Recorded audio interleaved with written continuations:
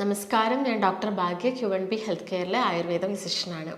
അപ്പോൾ ഇന്ന് ഏത് പ്രായക്കാരിലും വരുന്ന ഒരു അസുഖമാണ് എന്ത്? Fungal infections. അതായത് ഫംഗസ് മൂലം ശരീരത്തിൽ ഉണ്ടാകുന്ന അണുബാധകൾ. അതായത് അതിനുള്ളൊരു പ്രധാന കാരണം എന്താ? നമ്മുടെ ജീവിതശൈലിയിൽ വന്ന വ്യത്യാസങ്ങളാണ്. ജീവിതശൈലിയിൽ വ്യത്യാസം വന്നതുകൊണ്ട് തന്നെ നമ്മുടെ രോഗപ്രതിരോധ ശേഷി വല്ലാതെ കുറയുന്നു. ഇങ്ങനെ രോഗപ്രതിരോധ ശേഷി കുറയുന്ന സമയത്ത് ഫംഗസുകളൊക്കെ നമ്മുടെ ശരീരത്തിൽ അനിയന്ത്രിതമായിട്ട് വളരുന്നു. നോർമലി നമ്മുടെ ശരീരത്തിനകത്തും പുറത്തും ഒരുപാട് ഫംഗസുകളുണ്ട്.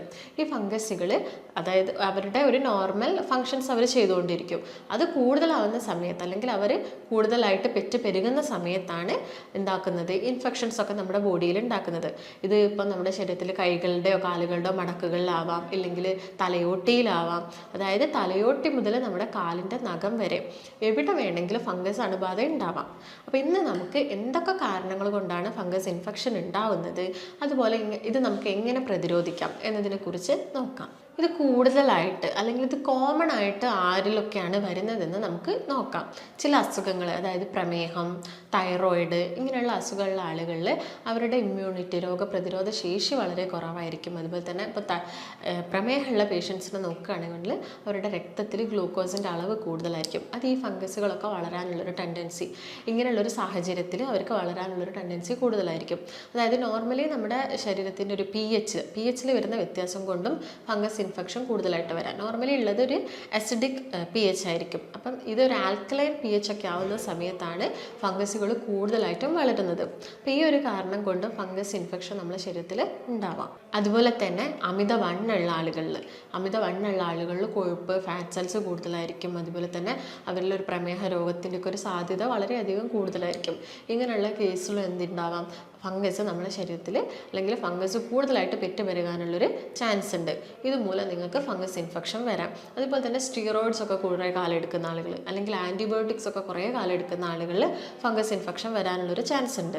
അതുപോലെ തന്നെ ചില മെഡിസിൻസിൻ്റെ ഒക്കെ സൈഡ് എഫക്റ്റ് കാരണം, അതായത് നിങ്ങളത് ലോങ് ടേം എടുക്കുന്നില്ല, കുറച്ച് കാലത്തേക്ക് മാത്രമേ എടുക്കുന്നുള്ളൂ, പക്ഷെ അതിൻ്റെ ഒരു സൈഡ് എഫക്റ്റ് മൂലം, അതായത് ഇപ്പോൾ ശ്വാസമുട്ടലിനൊക്കെ മെഡിസിൻസ് എടുക്കുന്ന ആളുകളാണെങ്കിൽ അവർക്കൊരു ലോങ് ടേം, അതായത് അത് കുറേ കാലം എടുത്തതിന് ശേഷമായിരിക്കും വരിക. പക്ഷേ ചില മെഡിസിൻസ്, ആൻറ്റിബയോട്ടിക് ഒക്കെ ഒരു ചെറിയൊരു ഷോർട്ട് പീരീഡ് സമയത്തേക്ക് എടുക്കുന്ന ആളുകളിലും ഫംഗൽ ഇൻഫെക്ഷൻ വരാനുള്ളൊരു ചാൻസ് ഉണ്ട്.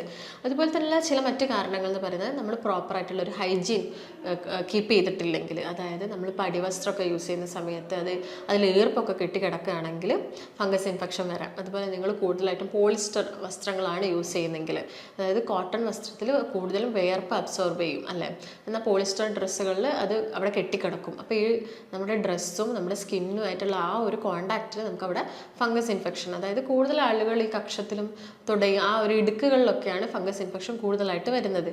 അപ്പം ഈ ഒരു കാരണം കൊണ്ട് ഫംഗസ് ഇൻഫെക്ഷൻ വരാം. അതുപോലെ തന്നെ ഇപ്പം ഹോസ്റ്റലിൽ പഠിക്കുന്ന കുട്ടികളാണെങ്കിലൊക്കെ നോക്കുകയാണെങ്കിൽ അവർ ഡ്രസ്സൊക്കെ കഴുകാൻ കുറച്ച് മടിക്കുന്ന ആളുകളായിരിക്കാം.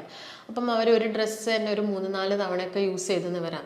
ഇങ്ങനെയുള്ള ആളുകളിലും ഫംഗസ് ഇൻഫെക്ഷൻ വരാനുള്ളൊരു ചാൻസ് ഉണ്ട്. അതുപോലെ നമ്മുടെ നോർമൽ സ്കിന്നിൻ്റെ ടോൺ നശിപ്പിക്കുന്ന എന്തെങ്കിലും ക്രീംസ് ഒക്കെ നിങ്ങൾ കൂടുതലായിട്ട് യൂസ് ചെയ്യുകയാണെങ്കിൽ, അതായത് നോർമലി യൂസ് ചെയ്യുന്ന ക്രീംസ് ഒരു കുറച്ച് എമൗണ്ടിലൊന്നും യൂസ് ചെയ്തുകൊണ്ട് വലിയ പ്രശ്നമില്ല, പക്ഷേ നിങ്ങൾ കുറേ എടുത്ത് അങ്ങ് യൂസ് ചെയ്യുന്ന സമയത്തൊക്കെ നമ്മൾ സ്കിന്നിൻ്റെ ടോണൊക്കെ ചേഞ്ച് ആവാനുള്ളൊരു കാരണമാവുന്നുണ്ട്.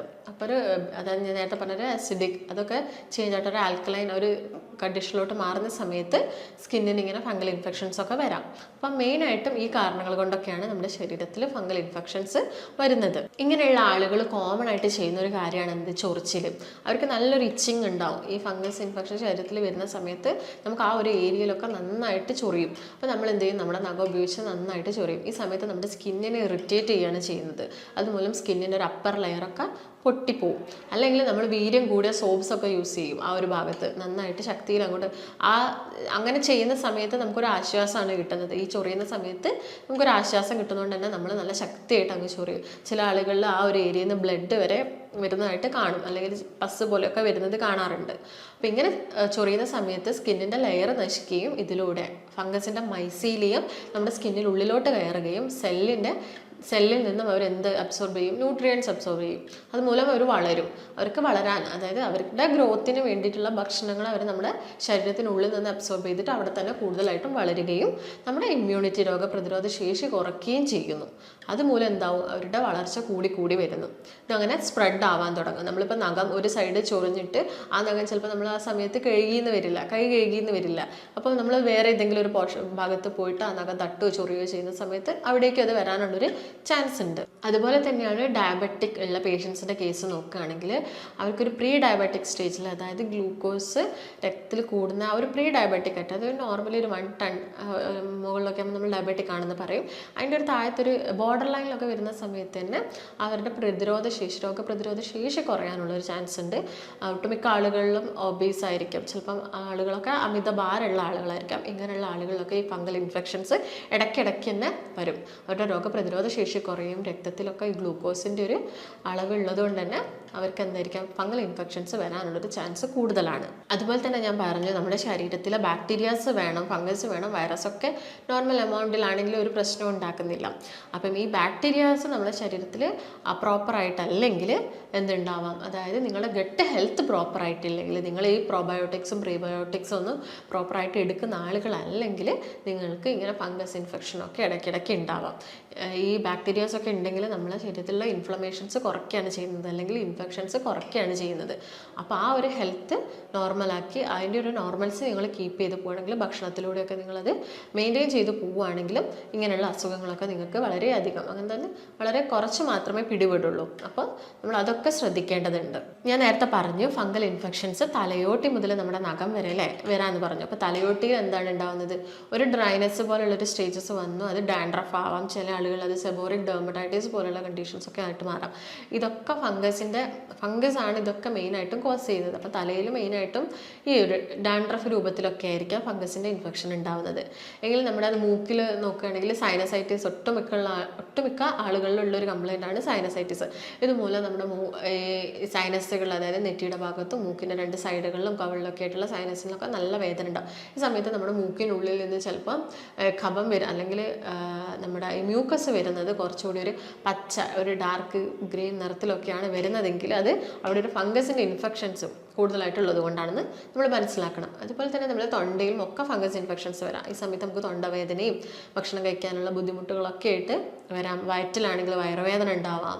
അതുപോലെ നമ്മുടെ നഖത്തിലാണെങ്കിൽ ചില ആൾ പുഴിനഖം എന്നൊക്കെ നമ്മൾ പറയാറുണ്ട്. അങ്ങനെ നഖത്തിൽ പസ്സും രക്തവും ഒക്കെ വരാറുണ്ട്. ഇതൊക്കെ ഫംഗസ് ഇൻഫെക്ഷൻ്റെ, നമ്മുടെ ശരീരത്തിലെ വിവിധ ഭാഗങ്ങളിലായിട്ടുള്ള ഫംഗസ് ഇൻഫെക്ഷൻ്റെ ഭാഗമായിട്ട് വരുന്നതാണ്. അതുപോലെ തന്നെ ഞാൻ നേരത്തെ പറഞ്ഞു, ഇപ്പം സ്കിന്നിലൊക്കെ ആണെങ്കിൽ വട്ടത്തിൽ ഒരു റിംഗ് വേം, അതിൻ്റെ ഒരു ഡിവിഷനായ റിംഗ് വേം പോലെ ഒരു വട്ടത്തിലായിട്ട് നമുക്ക് ചൊറിച്ചിലൊക്കെ വരാം. അതുപോലെ കക്ഷത്തിലും തുടയിലും ആയിരിക്കും ചില ആളുകളിൽ ഭയങ്കര ഇച്ചിങ് ഉണ്ടാകുന്നത്. ചിലപ്പോൾ അതൊരു ഡ്രൈനെസ് പോലെ, ഒരു ഇനീഷ്യൽ സ്റ്റേജിൽ ഒരു ഡ്രൈനെസ് പോലെയൊക്കെ വന്നിട്ട് പിന്നെ അതൊരു ഫംഗസ് ഇൻഫെക്ഷൻ ആയിട്ട് മാറാം. പിന്നെ അത് സ്പ്രെഡ് ആവാനുള്ളൊരു ചാൻസ് ഉണ്ട്. അതുപോലെ സ്ത്രീകളിൽ നോക്കുകയാണെങ്കിൽ അവരുടെ വജൈന ആ ഒരു ഭാഗത്ത് ഫംഗസിൻ്റെ ഇൻഫെക്ഷൻ ഉണ്ടാവാം.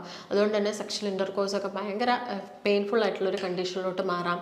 അതുപോലെ ചെറിയ കുഞ്ഞു മക്കളൊക്കെ നോക്കുകയാണെങ്കിൽ അവർ ഫീഡ് ചെയ്യുന്ന സമയത്ത്, അല്ലെങ്കിൽ ഭക്ഷണം ആദ്യമായിട്ട് നമ്മൾ കൊടുക്കുന്ന സമയത്തൊക്കെ അവരുടെ നാവിൽ ഒരു പൂപ്പൽ പോലെ, അതായത് ഒരു തൈരിൻ്റെ മാതിരി, തൈര് പോലെ അതിങ്ങനെ നാവിൽ ഉണ്ടാകുന്നത് നമുക്ക് കാണാം. ഇതൊക്കെ ഫംഗൽ ഇൻഫെക്ഷൻ്റെ ഭാഗമായിട്ട് വരുന്നതാണ്. ഇങ്ങനെയുള്ള ആളുകൾ ശ്രദ്ധിക്കേണ്ട ചില കാര്യങ്ങൾ എന്തൊക്കെയാണെന്ന് നമുക്ക് നോക്കാം. ആദ്യം തന്നെ വേണ്ടത് നിങ്ങൾക്ക് വ്യക്തിശുചിത്വമാണ്.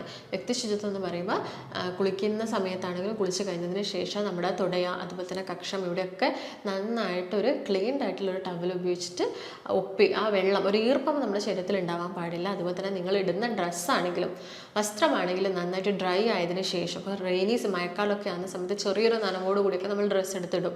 അതിന് പകരം നിങ്ങളതിന് മാക്സിമം ഡ്രൈ ആക്കിയതിന് ശേഷം ഒന്ന് അയൺ ചെയ്തതിന് ശേഷം മാത്രം ഉപയോഗിക്കാൻ നോക്കുക. അതുപോലെ പ്രോപ്പറായിട്ട് ക്ലീൻ ചെയ്യുക, അലക്കുന്ന സമയത്ത് നന്നായിട്ട് ക്ലീൻ ചെയ്ത് ചൂടുവെള്ളമൊക്കെ ഉപയോഗിച്ചിട്ട് വസ്ത്രങ്ങളൊക്കെ ക്ലീൻ ചെയ്യാൻ നോക്കുക. അതുപോലെ തന്നെ സോപ്സൊക്കെ യൂസ് ചെയ്യുന്ന സമയത്ത് നിങ്ങൾ മൈൽഡായിട്ടുള്ള സോപ്പുകൾ മാക്സിമം യൂസ് ചെയ്യാൻ നോക്കുക. അതുപോലെ ഡ്രസ്സുകളാണെങ്കിൽ കോട്ടൺ, ഞാൻ നേരത്തെ പറഞ്ഞു കോട്ടൺ ഡ്രസ്സുകൾക്ക് വിയർപ്പ് കുറച്ച് അബ്സോർബ് ചെയ്യാൻ പറ്റും. അതുകൊണ്ട് മാക്സിമം പോളിസ്റ്റർ, നൈലോൺ ഡ്രസ്സുകളൊക്കെ ഒഴിവാക്കിയിട്ട് കോട്ടൺ വസ്ത്രം ധാരാളമായിട്ട് ഉപയോഗിക്കാൻ നോക്കുക. അതുപോലെ തന്നെ നമ്മളെ ഇടയിലുള്ള ആളുകൾ, അതായത് നിങ്ങളിപ്പം ഒരു ഫംഗസ് ഇൻഫെക്ഷൻ വരുന്ന സമയത്ത് കൂടുതലായിട്ടും എക്സ്റ്റേണലി നമുക്ക് ആ ചൊറിച്ചിലും കാര്യങ്ങളൊക്കെ മാറാൻ വേണ്ടിയിട്ട് നമ്മളൊരു ക്രീംസൊക്കെ യൂസ് ചെയ്യുന്ന ആളുകളായിരിക്കും. അപ്പം ഇതൊരു 10% മാറി. അപ്പം നിങ്ങൾ ചൊറിച്ചിലും കാര്യങ്ങളൊക്കെ വിട്ടാൽ നിങ്ങൾ വിചാരിക്കും എന്ത് ഓക്കെ ഫംഗൽ ഇൻഫെക്ഷനൊക്കെ കംപ്ലീറ്റ് പോയി, വലിയ പ്രശ്നമൊന്നുമില്ല, ചൊറിച്ചിലൊക്കെ കുറഞ്ഞല്ലോ എന്ന് വിചാരിച്ചാൽ നമ്മൾ ആ അപ്ലൈ ചെയ്യുന്ന മെഡിസിൻസും അല്ലെങ്കിൽ ഇൻറ്റേർണലി എടുക്കുന്നതൊക്കെ അങ്ങോട്ട് ഒഴിവാക്കും. ഈ ഒഴിവാക്കുന്ന സമയത്ത് കുറച്ച് ദിവസം നിങ്ങൾക്ക് വലിയ ബുദ്ധിമുട്ടൊന്നും ഉണ്ടാവില്ല. പക്ഷേ കുറച്ച് ദിവസം കഴിയുന്ന സമയത്ത് വീണ്ടും നിങ്ങൾക്ക് അത് ശരീരത്തിൻ്റെ കുറച്ചും കൂടി സ്പ്രെഡായ പോലെ അല്ലെങ്കിൽ ആ വന്ന ഭാഗത്ത് തന്നെ നിങ്ങൾ വീണ്ടും ചൊറിച്ചിലൊക്കെ അനുഭവപ്പെടാം.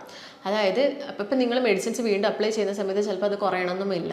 അതായത് നിങ്ങൾ ഓൾറെഡി എടുത്ത മെഡിസിൻസും അതുപോലെ തന്നെ അപ്ലൈ ചെയ്ത മെഡിസിൻസിനോട് നമ്മുടെ ശരീരം എന്താവും, ഒരു റെസിസ്റ്റൻസ് ഉണ്ടാക്കും. അപ്പോൾ നിങ്ങളത് ശ്രദ്ധിക്കേണ്ടത് കംപ്ലീറ്റ് മാറിയതിന് ശേഷം നിങ്ങളിപ്പം കണ്ടിന്യൂസ് ആയിട്ട് അപ്ലൈ ചെയ്യുകയാണെങ്കിൽ ക്രീംസും കാര്യങ്ങളൊക്കെ അപ്ലൈ ചെയ്യാൻ നോക്കുക. എന്നിട്ട് കംപ്ലീറ്റ് ആയിട്ട് മാറിയതിന് ശേഷം ആ ചൊറിച്ചിൽ നിന്നെന്ന് കരുതി അല്ലെങ്കിൽ ആ പാട് മാത്രമല്ലേ ഉള്ളൂ, ഇപ്പോൾ ചൊറിച്ചിലൊക്കെ നിന്നല്ലോ എന്ന് കരുതിയിട്ട് ആക്കരുത്. കംപ്ലീറ്റ് ആയിട്ട് ഒന്ന് യൂസ് ചെയ്യുക. നിങ്ങളുടെ ഡോക്ടറുടെ നിർദ്ദേശപ്രകാരം മാത്രം അത് സ്റ്റോപ്പ് ചെയ്യുക.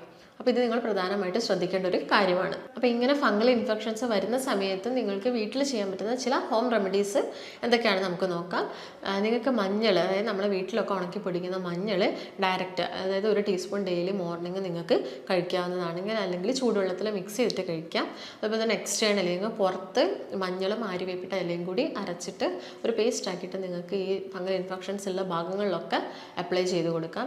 അല്ലെങ്കിൽ നമ്മൾ വെർജിൻ കോക്കനട്ട് ഓയിൽ, അതായത് തേങ്ങാപ്പാൽ ആ വെളിച്ചെണ്ണയിൽ കുറച്ച് മഞ്ഞൾ മിക്സ് ചെയ്തിട്ട് ഈ ഇച്ചിങ്ങുള്ള ഭാഗത്ത് അപ്ലൈ ചെയ്ത് കൊടുക്കാം. അതുപോലെ തന്നെ നിങ്ങൾക്ക് വെളുത്തുള്ളിയുടെ നീരെടുത്തിട്ട് വെർജിൻ കോക്കനട്ട് ഓയിൽ മിക്സ് ചെയ്തിട്ട് നിങ്ങൾക്ക് ഇങ്ങനെ ചൊറിച്ചിലും ഫംഗൽ ഇൻഫെക്ഷൻസിൻ്റെ ബാധയൊക്കെയുള്ള സ്ഥലത്ത് എക്സ്റ്റേണലി അപ്ലൈ ചെയ്ത് കൊടുക്കാം. അതോടൊപ്പം തന്നെ ഡ്രൈ സ്കിൻ ആണെങ്കിൽ നിങ്ങൾക്ക് അലോവേരയും മഞ്ഞളും കൂടി മിക്സ് ചെയ്തിട്ട് ആ ഭാഗങ്ങളിലൊക്കെ അപ്ലൈ ചെയ്ത് കൊടുക്കാം. എക്സ്റ്റേണലി നിങ്ങൾക്ക് ആപ്പിൾ സിഡർ വിനെഗറൊക്കെ അവൈലബിൾ ആണെങ്കിൽ അത് നിങ്ങൾക്ക് ഒരു 1-2 ടീസ്പൂണ് ഒരു അര ഗ്ലാസ് വെള്ളത്തിൽ മിക്സ് ചെയ്തിട്ട് കുറച്ച് പഞ്ഞിയിലാക്കിയിട്ട് ആ ഭാഗങ്ങളിലൊക്കെ ആ ഇച്ചിങ്ങും കാര്യങ്ങളൊക്കെ കുറയാൻ വേണ്ടിയിട്ട്, അതുപോലെ തന്നെ അതിൻ്റെ ഇൻഫെക്ഷൻസ് കുറയാൻ വേണ്ടിയിട്ട് നിങ്ങൾക്ക് അപ്ലൈ ചെയ്ത് കൊടുക്കാവുന്നതാണ്. അപ്പോൾ ഇങ്ങനെയുള്ള ആളുകൾ ഒഴിവാക്കേണ്ട ചില ഭക്ഷണങ്ങൾ എന്തൊക്കെയാണെന്ന് നമുക്കൊന്ന് നോക്കാം. കൂടുതലായിട്ടും കാർബണേറ്റഡ് ഡ്രിങ്ക്സ് എപ്പോഴും പറയുന്നതാണ്.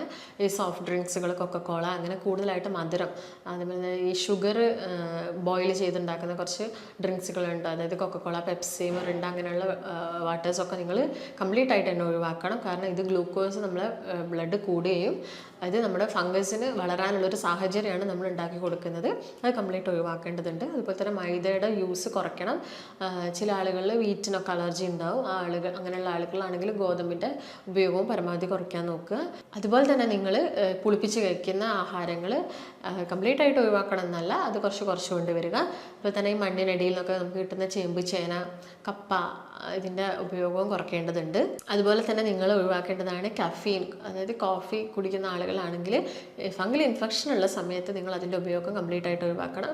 അതുപോലെ മിൽക്ക് ഐറ്റംസ്, അതായത് ഈസ്റ്റ് അടങ്ങിയിട്ടുള്ള ഭക്ഷണങ്ങൾ, റെഡ് മീറ്റ്സ്, ഇതിൻ്റെയൊക്കെ ഉപയോഗം മാക്സിമം കുറച്ചുകൊണ്ട് വരികയാണെങ്കിൽ പെട്ടെന്ന് ആ ഇൻഫെക്ഷൻ നമ്മുടെ ശരീരത്തിൽ കുറയുകയും നിങ്ങൾ മെഡിസിൻസ് ഇതിനോടൊപ്പം കഴിക്കുകയാണെങ്കിൽ അത് പെട്ടെന്ന് തന്നെ നമുക്ക് ക്യൂർ ചെയ്ത് പോകാൻ പറ്റും. ഒട്ടുമിക്ക ആളുകളും പറയും ഇങ്ങനെ ഞാൻ മെഡിസിൻസ് കഴിക്കുന്നുണ്ട്, അതുപോലെ തന്നെ ക്രീംസൊക്കെ അപ്ലൈ ചെയ്യുന്നുണ്ട്, പക്ഷെ ഇത് കുറയുന്നില്ല. അതായത് നമ്മൾ ആ മെഡിസിൻസും അപ്ലിക്കേഷന് ചെയ്യുന്നതോടൊപ്പം തന്നെ അതിൻ്റെ സൈഡായിട്ട് തന്നെ നിങ്ങൾ ഭക്ഷണത്തിലും ചില കൺട്രോൾസ് എടുക്കുകയാണെങ്കിൽ അത് പെട്ടെന്ന് തന്നെ ക്യൂർ ചെയ്യും. അപ്പോൾ നിങ്ങൾ ഇത്രയും കാര്യങ്ങളൊക്കെ ശ്രദ്ധിക്കുകയാണെങ്കിൽ ഈ ഫംഗൽ ഇൻഫെക്ഷൻസ് മൂലം ഉണ്ടാകുന്ന പ്രശ്നങ്ങളൊക്കെ നിങ്ങൾക്ക് മാക്സിമം നിങ്ങളുടെ ശരീരത്തിൽ നിന്ന് കുറയ്ക്കാൻ പറ്റും. അപ്പോൾ നിങ്ങൾക്ക് എന്തെങ്കിലും സംശയങ്ങളോ കാര്യങ്ങളോ ഉണ്ടെങ്കിൽ താഴെ കാണുന്ന നമ്പറുമായിട്ട് ബന്ധപ്പെടുക.